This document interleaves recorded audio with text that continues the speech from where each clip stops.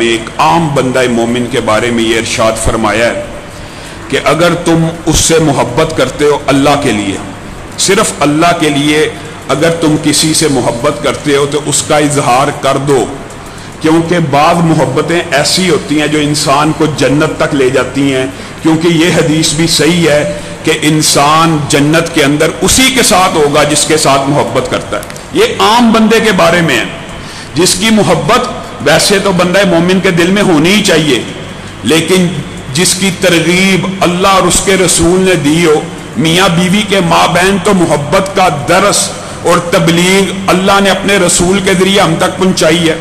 نبی کریم صلی اللہ علیہ وسلم عام دو بندہ مسلم کے بارے میں ارشاد فرماتے ہیں کہ جو صرف اللہ کے لیے ایک دوسرے سے محبت کرتے ہوں گے، ان کا کوئی دنیاوی غرض نہیں ہوگا، کوئی دنیاوی مفاد نہیں ہوگا، کوئی مال تجارت کی وجہ سے محبت نہیں ہے، صرف اللہ کے لیے ایک دوسرے سے محبت ہے۔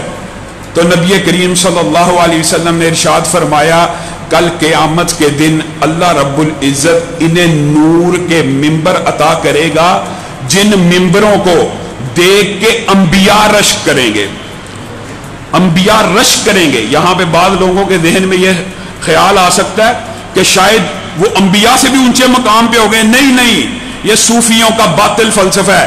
انبیاء رشک یہ کریں گے کہ عمل تو بہت تھوڑا تھا لیکن بدلہ بہت بڑا ملا۔ نعوذ باللہ، ان احادیث کا مطلب یہ نہیں ہوتا بندہ نبیوں سے آگے چلا گیا ہے، بلکہ اس کے اندر شوق اور ترغیب دی جاتی ہے کہ نہایت چھوٹے عمل کا اتنا بڑا بدلہ ہے کہ انبیاء رشک کریں گے کہ ہم اتنی عرصہ تبلیغ کرتے رہے، مارے کھاتے رہے، آزمائشیں سہتے رہے، ہم نے اتنی محنت کے ساتھ یہ مراتب حاصل کیے اور یہ صرف آپس میں محبت کر کے یہاں تک پہنچ گئے۔ یہ عام بندہ مسلم کے بارے میں ہے۔ تو بتائیے جس کا حکم اللہ اور اس کے رسول نے دیا ہو اس کی محبت کیسے ہوگی؟ اس کی محبت کا بدلہ کیا ہوگا؟ پہلی بات، بندہ اپنی بیوی سے محبت کرے یا بیوی اپنے بندے سے محبت کرے، فائدہ کس کا ہے؟ اس کا۔ اجر کون دے رہا ہے؟ اللہ دے رہا ہے۔ نبی کریم صلی اللہ علیہ وسلم نے کہا یہ تعلق اتنا خوبصورت اور پیارا ہے، اگر تم کسی بری عورت کی طرف متوجہ ہوگے تو تمہیں گناہ ملے گا نا، اگر تم اپنی پکیزہ اور صالح بیوی کے پاس اللہ کا کلمات، آپ کو پتا ہے یہ جو بیویاں ہوتی ہیں یا خامند ہوتے ہیں اللہ کی ضمانت کے اوپر ایک دوسرے کے اوپر حلال ہوتے ہیں، اگر اللہ کے لیے اللہ ضامن ہے، اللہ کی ذمہ داری اور کلمے کی وجہ سے ایک دوسرے کے ساتھ جو حلال رشتہ ہے اس کے پاس جاؤ گے تو اجر و ثواب نہیں ملے گا۔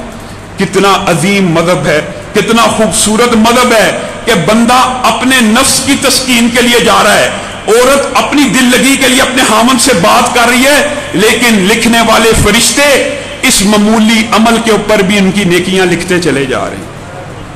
آپ بتلائیے فائدہ کس کا ہے؟ اگر ہم محبت، مودت اور الفت کے ساتھ گھروں میں رہیں گے ہمارا فائدہ ہے، فائدہ بھی ہمیں ہے، اجر و ثواب بھی ہمیں مل رہا ہے۔ اسی لیے نبی کریم صلی اللہ علیہ وسلم نے عورتوں کو، میری بہنوں بیٹیوں، اللہ کے لیے نبی کریم صلی اللہ علیہ وسلم کی ان وصیتوں کے اوپر غور کرو۔ نبی کریم صلی اللہ علیہ وسلم نے ارشاد فرمایا وہ عورت جنت میں داخل نہیں ہوگی۔ کون سی عورت؟ وہ عورت کہ جس کا خاوند اس سے ناراض ہو اور وہ عورت اس کی فرما بردار نہ ہو، وہ عورت جنت میں داخل نہیں ہوگی، اور اللہ رب العزت اس عورت کے گناہ معاف نہیں کرے گا، حتیٰ کہ ایک حدیث اتنی سخت ہے جو ہے صحیح ہے، لوگوں کو یہ باتیں چبھتی ہیں جب ہم بیان کرتے ہیں۔ نبی کریم صلی اللہ علیہ وسلم نے جن 3 لوگوں کی نمازوں کے بارے میں کہا نا، ایسے اٹھتی ہیں فرشتے آسمان کی طرف لے کے جاتے ہیں، اللہ رب العزت ان نمازوں کے لیے بھی راستہ بند کر دیتے ہیں۔ ایک طرف تو صرف سبحان اللہ کے لیے 7 آسمان کھل جاتے ہیں، عرش عظیم تک یہ کلمات پہنچ جاتے ہیں، اور دوسری طرف نماز اٹھ رہی ہو اور اللہ رب العزت دروازے بند کر دے۔ ان میں سے ایک عورت وہ ہوگی، حدیث صحیح ہے، کہ جس کا خامند اس سے ناراض ہو اور وہ خامند کی نافرمان ہو، اس کی نماز اس وقت تک آسمان نہیں کھلتے جب تک وہ اپنے خامند کو منا نہیں لیتی، اس کی تابعدار نہیں ہو جاتی۔ نبی کریم صلی اللہ علیہ وسلم نے کہا میں تمہیں جنتی عورتوں کی ایک نشانی نہ بتلاؤں؟ جنت میں کون سی عورت جائے گی؟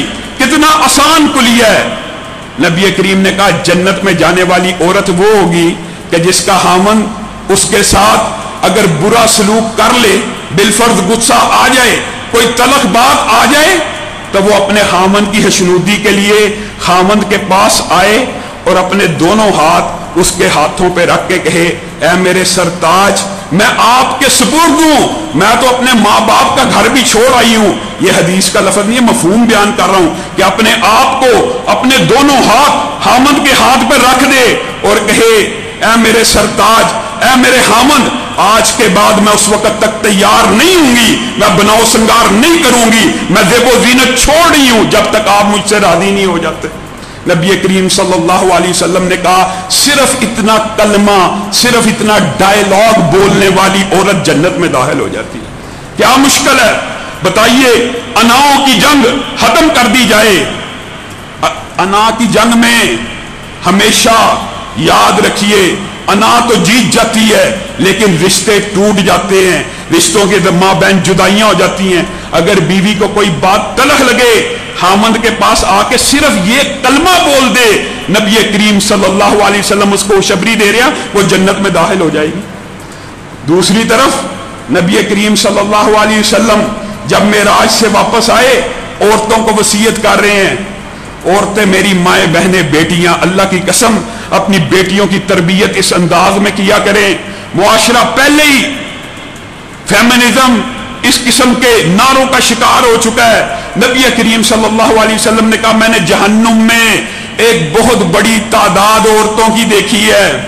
وجہ بھی بیان کی، کس لیے دیکھی ہے کہ یہ کفران نعمت کرتی ہیں. کفران نعمت حدیث کے الفاظ ہے. کیا مطلب؟ اپنے خامندوں کی ناشکری کرتی ہیں. خامند ساری زندگی ان کے لیے کمائی کا بندوبست کرتا رہا، ان کے لیے کپڑوں کا بندوبست کرتا رہا، ان کے لیے کھانے کا بندوبست کرتا رہا. ساری عمر 10 سال 20 سال 25 سال بھی انسان خدمت کر کر کے، بندہ خدمت کر کر کے تھک جاتا ہے نا. ایک دن ناراض ہو جائے، ایک دن تلخ بات کہہ دے، ایک دن کوئی اس کے خلاف طبیعت بات کہہ دے، وہ آگے سے جو پہلا جملہ بولے گی، دیکھیے 1400 سال قبل نبی کریم صلی اللہ علیہ وسلم نے وہ جملہ بھی بتا دیا اور آج دیکھیے امت کی بیٹیاں اسی جملے کے اوپر قائم ہیں. نبی کریم صلی اللہ علیہ وسلم کہہ رہے ہیں اس جملے کی وجہ سے میں نے جہنم کے اندر عورتوں کو جاتے دیکھا ہے، لیکن ہماری بہنیں بیٹیاں اس جملے کے اوپر غور نہیں کرتی. ذرا سی بات خامند کی بری لگی، جو پہلا جملہ بولیں گی کہیں گی ہم نے اس میں کوئی خیر نہیں دیکھی، جب سے شادی ہوئی ہے ہم نے اس کے اندر کوئی اچھائی دیکھی ہی نہیں ہے. ساری زندگی اچھے تعلقات رہے، بچے بھی ہو گئے، بچے جوان ہو گئے، پھر عورت کہہ اٹھتی ہے میں نے اس کے اندر کوئی خیر نہیں دیکھی. یہ الفاظ، یہ کلمہ، یہ ناشکری اللہ رب العزت کو اتنی ناپسند ہے. نبی کریم صلی اللہ علیہ وسلم کے پاس ایک صحابیہ آئیں، صحابیہ نے نبی کریم سے کچھ سوالات جوابات کیے، نبی کریم نے جواب دیے اور جاتے وقت پوچھا تیرا خامند ہے؟ کہا ہاں میرا خامند ہے. تو نبی کریم صلی اللہ علیہ وسلم تمثیلاً سمجھا رہے ہیں کہ میرے پاس جو جنت میں جانے کے وظیفے کلیے قاعدے سمجھنے کے لیے آئی ہے، سن تیرا خامند تیرے لیے جنت بھی ہے اور تیرا خامند تیرے لیے جہنم بھی ہے. آج عورت یہ چاہتی ہے میں مرد کے سٹیٹس کے برابر آ جاؤں. یہ اتنا باطل اور گندا فلسفہ ہے. آپ بتلائیں ایمانداری سے، صدقے دل سے، کیا کوئی عورت دن رات مزدوری کر سکتی ہے؟ سیمنٹ کی بوری ریت کے اندر مکس کر سکتی ہے، بجری ملا سکتی ہے، تعمیرات کے اندر کام سر انجام دے سکتی ہے، یا جو بجلی کے بڑے بڑے کھمبے لگے ہوئے ہیں یا روڈوں کی کھدائی ہوتی ہے؟ برابری کا نعرہ تو یہ ہوتا ہے کہ پھر ہر طرح برابری ہو. اگر مرد دھوپ کے اندر کام کر رہا ہے، ٹرانسفارمر پہ چڑھا ہوا، بتائیے کون سی عورت چڑھ سکتی ہے؟ یہ صرف نعرے ہیں، یہ صرف دھوکہ ہے، یہ صرف ایسے نعرے ہیں. یہ بذات خود ان نعروں کا جو مطلب ہوتا ہے نا وہ یہ ہے، یہ عورت کی بڑائی کے نعرے نہیں ہیں، یہ عورت تک رسائی کے نعرے ہیں. عورت کو بڑا کرنے کے لیے نہیں ہے، بلکہ عورت تک یہ جو بھیڑیے اور درندے ہوتے ہیں یہ چاہتے ہیں کہ ہم عورتوں کی عزتوں سے کھیل لیں، عورتوں کو بے حجاب بے پردہ کر کے گھروں سے باہر نکال لیں. ہاں لیکن مردوں کو بھی نبی کریم صلی اللہ علیہ وسلم نے نصیحتیں کی ہیں. یہ افراط و تفریق ہے معاشرے میں، खास तौर पे इस रिश्ते के अंदर घरों के टूटने की बहुत बड़ी वजह यही है। इसीलिए नबी करीम सल्लल्लाहु अलैहि वसल्लम ने मर्दों को भी नसीहत की है और बड़ी प्यारी नसीहतें की हैं। जो 4 मकामात के ऊपर मर्द को इजाजत दी है ज़रब लित्तादीब लगाने की, वो आपके सामने रख चुका हूं। औरत जिस मकसद के लिए निकाह हुआ है, इज्जत को महफूज करने के लिए, अगर औरत उस काम के ऊपर आमादा तैयार नहीं है, इसके लिए ज़रब लित्तादीब जायज है। अगर बनाव श्रृंगार नहीं करती, ज़रब ऐसी जिसके साथ निशान ना पड़े, जायज है। अगर घर से बाहर बगैर इजाजत के निकलती है, और ये बात भी याद रखिए, अल्लाह की कसम, मर्दों को ये हुक्म दिया है, ये हुक्म भी दिया है, अगर औरत से फायदा लेना चाहते हो तो उसके मुंह के ऊपर कभी मत मारो। उसके मुंह के ऊपर अगर मारने की बिलफर्ज कभी जरूरत नौबत इस तरह के अमाल में कोई औरत मुब्तला है जो गैर शरई है, अगर ज़रब लित्तादीब लगाने का मौका आ जाए तो उसके मुंह पे नहीं मारना, उसको ताना नहीं देना, उसके माँ बाप के बारे में उसकी बदखोई नहीं करनी। ये 3 बातें जो बंदा अपनी बीवी के साथ नहीं करेगा, इंशाअल्लाह रिश्ते आबाद हो जाएंगे, रिश्तों के अंदर मोहब्बत पैदा हो जाएगी, और फिर इंसान स्ट्रगल, कोशिश और मेहनत करता रहे, रिश्ते खुद बहुद मोहब्बत में मुंतकिल हो जाते हैं। हमारे यहां क्या तरीका है कि जरा बराबर भी लड़ाई हुई, फट, पहला कुलिया ज़रब लगानी, दूसरा तलाक दे देने की कोशिश करनी है। नबी करीम सल्लल्लाहु अलैहि वसल्लम ने इरशाद फरमाया, अगर तुम औरतों से नाराज भी हो जाओ ना, और अगर तुम इरादा भी कर लो उनसे जुदाई का, तो उनको अपने घरों से मत निकालो। हमारे यहां लड़ाई की इब्तिदा घर से निकालने से होती है। नबी करीम कह रहे हैं तलाक भी दे दो तो उसको अपने घर में रखो, तलाक देने के बाद घर में रखो। हाँ, यही अहकामात शरीयत के हैं जिनसे मैं और आप गाफिल हैं। तलाक दे के जब तक इद्दत पूरी नहीं होती, औरत ने मर्द के घर में रहना है, इसलिए कि मर्द घर में आएगा, रुजू का इम्कान होगा, अपनी बीवी को देखेगा, नदामत होगी, सोचेगा, गौर फिक्र करेगा, मुझसे गलती होगी, मैंने गलत डिसीजन ले लिया, मेरा फैसला गलत है। मिलने का इम्कान, सुलह का इम्कान इस्लाम में आखिरी हद तक इंसानी नफ्सियात को ड्रेस किया है। वो भी इसलिए कि अल्लाह रब्बुल इज्जत ने मुझे और आपको बनाया, मुझे और आपको पैदा ही अल्लाह ने किया। अल्लाह हमारी नफ्सियात जानता है। अल्लाह रब्बुल इज्जत ने इसलिए ये अहकामात नाज़िल किए हैं। अगर तलाक देने की भी नौबत आए तो घर से नहीं निकालना। हमारे यहाँ मुआशरे के अंदर तलाक के बगैर ही वो अपनी माँ के घर चली जाए, कैसे सुलह होगी जब वो माँ के घर जाएगी? कुछ शैतान लोग वैसे ही होते हैं जो मियाँ बीवी के दरमियान सुलह चाहते ही नहीं। तू इधर अकेला है, तुझे भड़काने वाले, उधर वो अकेली, उसको भड़काने वाले, आमने सामने मौजूद नहीं। सुलह का इम्कान खत्म, सुलह की बात खत्म, लड़ाई का अंदेशा बढ़ जाएगा। हाँ, अगर बीवी को घर से निकाले बगैर ही तेरी तलही हो जाती है, तू बिल्लाहर घर आएगा, एक वक्त आएगा, उसकी खिदमत तुझे मोम कर देगी। और यही बात नबी करीम सल्लल्लाहु अलैहि वसल्लम ने मर्दों को समझाते हुए कही है कि औरतों के बारे में मैं मोहम्मद सल्लल्लाहु अलैहि वसल्लम की वसीयत को कबूल कर लो।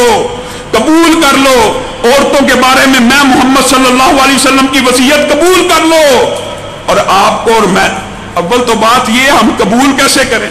हमने तो आज तक नबी करीम सल्लल्लाहु अलैहि वसल्लम का चेहरा कबूल नहीं किया। दुख की बात है कि नहीं?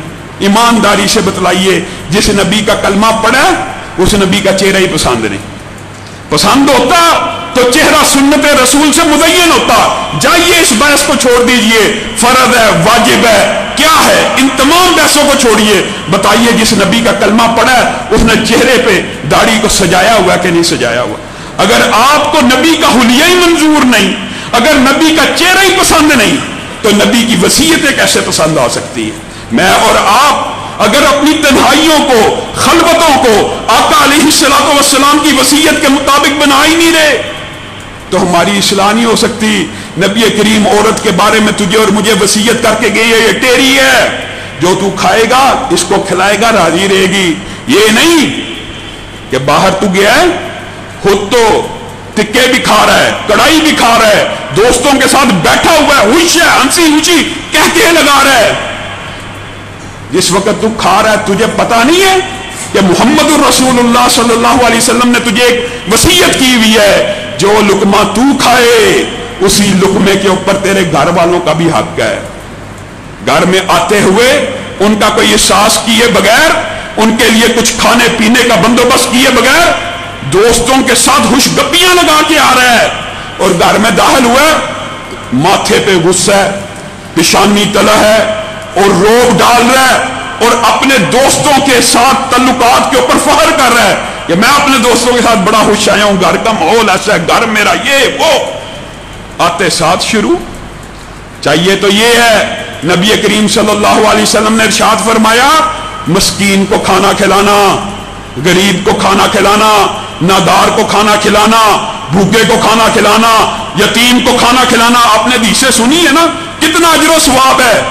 اپنی بیوی کو کھانا کھلانا، نبی کریم صلی اللہ علیہ وسلم نے کہا یہ جتنی باتیں میں نے بیان کی ہیں نا، مسکین، نادار، یتیم، اللہ کی قسم سب سے زیادہ اجر اگر کسی کو کھانا کھلانے کا ہے تو اس لقمے کا ہے جو تو اپنے ہاتھ سے اپنے بیوی کے منہ میں ڈالتا ہے۔ بتائیے میں اور آپ سٹیٹس کانشیس، تکلفات، ہم میں سے کون ایسا ہے جس نے آج تک اپنی بیوی کے منہ میں اپنے ہاتھ سے لقمہ ڈالا ہو؟ بتائیے، ہمیں تو شرم آتی ہے۔ ہم نے یہ خود ساختہ تصورات اپنے دین کے اندر ایجاد کر لی ہیں، جو تم پہنتے ہو اپنی بیوی کو پہناؤ، یہ نہیں کہ خود تو بڑا بڑا مہنگا سوٹ ہو، بڑا بڑا مہنگا زیب و زینت کا لباس ہو، اور گھر میں بیوی کا حال نہ کپڑا ہو، نہ پہننے کے لیے پیسے دیے جائیں۔ اس بات کی شکایت بھی نبی کریم صلی اللہ علیہ وسلم کے پاس آئی، اور بہت عظیم صحابیہ لے کے آئیں۔ حضرت ابو سفیان کی بیوی آئیں رضی اللہ تعالیٰ عنہ، اور اس خاندان کے بارے میں بھی معاشرے کے اندر نعوذ باللہ پروپیگنڈا، صحابہ کی توہین اور تحقیر کا فلسفہ۔ میرے بھائیوں، ایک کلیہ یاد رکھنا، اللہ کی قسم یہ کلیہ عام مسلمان کے بارے میں نبی کریم نے کہا ہے، جو بندہ کسی مسلمان کو کافر کہتا نا، عام مسلمان کو، تو دونوں میں سے ایک کافر ہو جاتا ہے۔ تو جو بندہ کسی صحابی کو کافر کہتا ہو، بتائیے اس کے کفر میں کیسے شک ہو سکتا ہے؟ یہ بدبخت لوگ اتنے عظیم صحابہ کے بارے میں کفر کے فتوے لگانے والے۔ حضرت ابو سفیان کی بیوی آئیں، حضرت ہندہ نبی کریم صلی اللہ علیہ وسلم کی بارگاہ میں آئیں، کہا ابو سفیان سردار ہے، رئیس ہے، عجیب معاملہ، اپنے لیے تو بہت اٹینشن، مراد یہ ہے مفہوم حدیث کا، میرے لیے اس کا ہاتھ تنگ ہے۔ تو نبی کریم صلی اللہ علیہ وسلم نے ان کی گزارشات کو سنا اور ایک اجازت دی، لیکن میری بہنوں یہ اجازت جتنی ہے وہاں تک رکھنی چاہیے۔ بعض بہنیں اس طرح کے مسئلے سن کے بعد میں حامدوں کا گھر سے میسج آ جاتا ہے، علامہ صاحب یہ کیا مسئلہ بیان کر دیا، وہ آج جیب میں 50,000 تھا، بیوی نے نکال لیا۔ یہ جو اجازت نبی کریم صلی اللہ علیہ وسلم نے دی ہے، نبی کریم نے اس کی بڑی غور سے بات سنی حضرت ہندہ کی، کہا ٹھیک ہے اگر تو جو بتا رہی ہے یہ ایسے ہے تو تجھے اجازت ہے کہ ابو سفیان کی جیب میں سے پیسے نکال لیا کر۔ کس کام کے لیے؟ جو تیری ضروریات پوری کر سکے۔ ضروریات سے مراد جو حامد کے ذمے ہیں، اور حامد اس میں کوتاہی کر رہا ہے۔ ضروریات سے مراد لگژریز نہیں ہے کہ آج حامد بےچارے گھر جائیں، جیب میں 5,000 ہے، 10,000 ہے، سب نکال لیا، علامہ صاحب نے اجازت دیا پیسے نکالنے کی، یہ بات نہیں۔ نبی کریم صلی اللہ علیہ وسلم نے کہا ہاں تیری دعائی کا خرچہ ہے، تجھے پیسے نہیں مل رہے تو نکال لے۔ تیری ضروریات اور آسائشوں میں فرق کریں، ایک ہوتا ہے ضرورت، ایک ہوتا ہے لگژری۔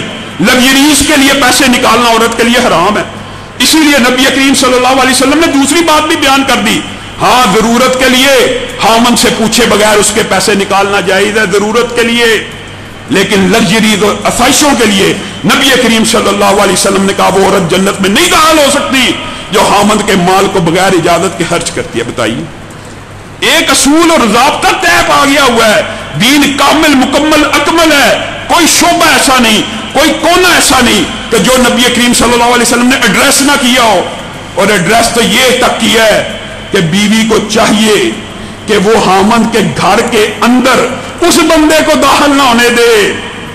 کتنی عظیم حدیث ہے اللہ کی قسم۔ آج بعض عورتیں اپنے جو کزن ہوتے ہیں، چاہے غیر محرم ہیں، ان سے میل جول سلام دعا رکھنا شرعی حدود اور آداب کے تحت جائز ہے، لیکن بالفرض اگر خاوند کو کوئی بندہ ایسا ساس اور سسر کی بات نہیں کر رہا، یہ کزنوں کی بات ہے، یہ ان کے ان رشتہ داروں کی بات ہے کہ جن سے ملنا فرض نہیں ہے، جو صلہ رحمی کے اس حصے پہ نہیں آتے، ان میں سے کوئی بندہ خاوند کو بالفرض ناپسند آ جاتا ہے، تو نبی کریم صلی اللہ علیہ وسلم نے ارشاد فرمایا وہ عورت مومن نہیں ہے جو خاوند کی ناپسند کے بندے کو اپنے گھر میں اس کی اجازت کے بغیر داخل کرتی ہے۔ عورت کو یہاں تک ایڈریس کیا ہے نبی کریم صلی اللہ علیہ وسلم نے، ہاں، اور عورت کو یہ بھی کہا ہے، دیکھیے آپ کے سامنے حضرت فاطمہ اتنی عظیم، اور ان سے زیادہ عظمت کس کی ہو سکتی ہے، جنت کی عورتوں کی سردار ہیں، وہ حضرت علی کے لیے کام کر کر کے تھک جاتی ہیں، ہاتھ پہ چھالے ہیں۔ اسی طرح کی ایک مثال حضرت اسماء بنت ابی بکر کی بھی ہے۔ عورتیں غور کریں، حضرت اسماء بنت ابی بکر کی جب حضرت زبیر کے ساتھ شادی ہوئی، وہ بیان کرتی ہے نہ زبیر کے پاس مال تھا نہ دولت تھی، ایک گھوڑا تھا ایک اونٹ تھا۔ زبیر تو جہاد میں اور نبی کریم صلی اللہ علیہ وسلم کے ساتھ بیوی رہتے تھے، میں اس گھوڑے کے چارے کا بندوبست کرتی تھی اور میں اس گھوڑے کو چارہ ڈالتی تھی، اور میں زبیر کے لیے ان کے اونٹ کے اوپر پانی کی چھاگل اٹھا کر اتنی دور سے لاتی تھی۔ یہ صحابیات حامدوں کے لیے سٹرگل اور محنت کر کر کے تھک گئی ہیں، بیماری تک کے الفاظ موجود ہیں کہ یہ اتنی سٹرگل اور محنت کرتی تھی۔ آج کوئی عورت حامد کے لیے اتنی محنت نہیں کرتی، لیکن یہ نہیں ہے کہ صرف حامد کے لیے سٹرگل اور محنت کرنی ہے، بلکہ حامد کے غم کا ساتھی، حامد کے دکھ کا ساتھی، اور حامد کو یہ تربیت بھی دی گئی ہے کہ اپنی بیویوں کے ساتھ مشاورت والا معاملہ ہونا چاہیے، نرمی والا معاملہ ہونا چاہیے۔ کتنی عظیم عورت ہیں، نبی کریم صلی اللہ علیہ وسلم اپنی دو بیویوں کا واقعہ صرف آپ کے سامنے رکھتا ہوں اور بات کو ختم کروں گا۔ پہلی بات، جس وقت نبی کریم کے اوپر وحی آئی ہے، آپ کو پتا سارا مشہور واقعہ، نبی کریم صلی اللہ علیہ وسلم گھر میں داخل ہوئے، کیا کہے، کمبل اوڑھ دو، کمبل اوڑھ دو۔ بیویاں ایسی ہونی چاہیے کہ خاوند کی پریشانی دیکھ کر اس کی پریشانی کا حل بھی نکالیں، ان سے مشورہ بھی کریں، اور خاوند کا بھی یہی اسلوب ہونا چاہیے۔ یہ نہیں کہ عورت سے مشورہ ہی نہیں ہے، یہ عورت اگر سب آرڈینیٹ ہے، اگر اللہ تعالیٰ نے میاں بیوی کے رشتے میں خاوند کو حاکم بنا ہی دی ہے، تو یہ بات نہیں ہے عورت کبھی صاحب مشورہ نہیں دے سکتی یا عورت درست اصلاح نہیں کر سکتی۔ نبی کریم اپنی زندگی کے واقعات اور تاریخ کے اندر سے یہ واقعات ہمارے لیے نمونہ ہیں۔ کئی مرتبہ عورتوں کا مشورہ جو زیرک اور دانا ہوتی ہیں اتنا عمدہ ہوتا ہے کہ مردوں کی ساری پریشانی دور ہو جاتی ہے۔ حضرت خدیجہ نبی کریم صلی اللہ علیہ وسلم کو پرسہ دیتی ہیں اور پیار سے کہتی ہیں یہ نہیں ہو سکتا اللہ تعالیٰ آپ کو ضائع کر دے، آپ تو یتیموں کا بوجھ اٹھانے والے ہیں، آپ تو بیواؤں کے والی ہیں، یہ کیسے ہو سکتا ہے؟ آئیے ورقہ بن نوفل کے پاس چلتے ہیں۔ نبی کریم صلی اللہ علیہ وسلم ان لمحات کے اوپر جب اچانک بندے کے اوپر یہ معاملہ ہوتا ہے نا، انسان کس قدر انسان کی طبیعت کے اندر کیا کیا خیالات نہیں آتے ہوں گے، جب نبی کریم صلی اللہ علیہ وسلم نے اچانک اپنے سامنے جبریل امین کو ان کی اصل حالت میں دیکھ لیا، نبی کریم صلی اللہ علیہ وسلم حیران و ششدر رہ گئے تھے۔ ہاں، ورقہ بن نوفل کے پاس گئے، انہوں نے تسلی دی، انہوں نے دل کے اوپر پھاہا رکھا کہ یہ تو وہی فرشتہ ہے جو آج سے پہلے موسیٰ کے اوپر آیا تھا، یہ آیا جایا کرے گا۔ نبی کریم صلی اللہ علیہ وسلم حضرت خدیجہ کے اس مشورے کو اور اس احسان کو ساری زندگی یاد کرتے رہے کہ ان لمحات میں خدیجہ نے مجھے سپورٹ کیا۔ اور دوسری بات، ایک مرتبہ صلح حدیبیہ کے اندر نبی کریم صلی اللہ علیہ وسلم، آپ کو پتا ہے صحابہ بڑے اس صلح کے خلاف ہو گئے تھے ذہنی طور پہ کہ مسلمانوں نے اتنی شرائط کے اوپر صلح کیوں کی ہے۔ نبی کریم صلی اللہ علیہ وسلم نے صلح کرنے کے بعد حکم دیا کہ آپ بالوں کو کاٹ لو، احرام کھول لو۔ نبی کریم صلی اللہ علیہ وسلم نبی کریم تو وہ تھے، خود کفار مکہ بیان کرتے ہیں اسی صلح کے اندر کہ اتنا عظیم مرتبہ ہم تو بادشاہوں کے پاس گئے ہیں، آج تک کسی کا طرز عمل ایسا نہیں دیکھا کہ نبی وضو کرتا ہے، وضو کا جو قطرہ نیچے گرتا ہے کوئی نہ کوئی صحابی اس کو لے لیتا اور اپنے چہرے پہ مل لیتا ہے۔ ہم نے اتنا پروٹوکول کسی بادشاہ کا نہیں دیکھا کہ تھوک بھی اگر پھینکتا ہے تو کوئی صحابی ہاتھ میں لے کے اپنے چہرے پہ مل لیتا ہے۔ یہ وہی صحابہ ہیں لیکن सुलह के वजह से दिल के अंदर थोड़ी सी तंगी आई हुई थी। नबी करीम ये दोनों अल्फाज के कोई सहाबी नहीं उठा।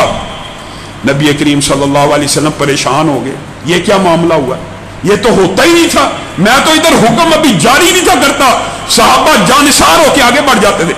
उम्मे सलमा ने कहा हम क्यों करते हैं, बीवी हैं, उनसे मशवरा किया। ये नहीं कि औरत से मशवरा नहीं हो सकता, औरत ऐसी कई दफा दाना और वीरक वाली बात, दनाई और जहानत वाली बात करती है कि सारे मसाइल हल हो जाते हैं। और मशावरत भी, औरत को घर के मामलात के अंदर मशावरत में रखना, यह भी सुन्नत रसूल है।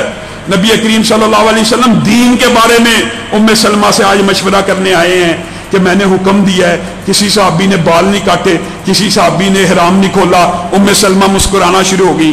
कहा आका मेरी एक राय है, मैं अर्ज करूं, आप मेरी राय मानेंगे? जी उम्मे सलमा बताइए क्या राय है। आप बाहर जाइए, हज्जाम को बुलाइए, अपने बाल मुंडवा लीजिए, अपनी कुर्बानी को ज़बह कर दीजिए। नबी करीम सल्लल्लाहु अलैहि वसल्लम ने उनकी ये दनाई वाली राय कबूल की। बाहर आए, सर को मुंडवाया, कुर्बानी को हुक्म दिया। सहाबा सारे के सारे नम आंखों से उठे कि अब रसूलुल्लाह सल्लल्लाहु अलैहि वसल्लम ने ये काम कर लिया है, अब हम कैसे पीछे रह सकते हैं। सब उठे, सब ने सरों को मुंडवाया, हरामों को खोल लिया। तो मेरे भाइयों, ये जो रिश्ता है, इसके अंदर अफरात और तफरीद से बचना है। अल्लाह रब्बुल इज्जत जो कहा गया, जो सुना गया, उसके ऊपर अमल पैरा होने की तौफीक इनायत फरमाए। कल इंशाअल्लाह इसी हवाले से चंद गुजारिशात को आगे बढ़ाएंगे, इस्लामी पर्दा और चेहरे के पर्दे के हवाले से और नज़र की हया के हवाले से गुफ्तगू को जारी रखेंगे। सुभान रब्बिक रब्बिल इज्जति अम्मा यसिफून व सलामुन अल मुरसलीन वल्हम्दुलिल्लाहि रब्बिल आलमीन।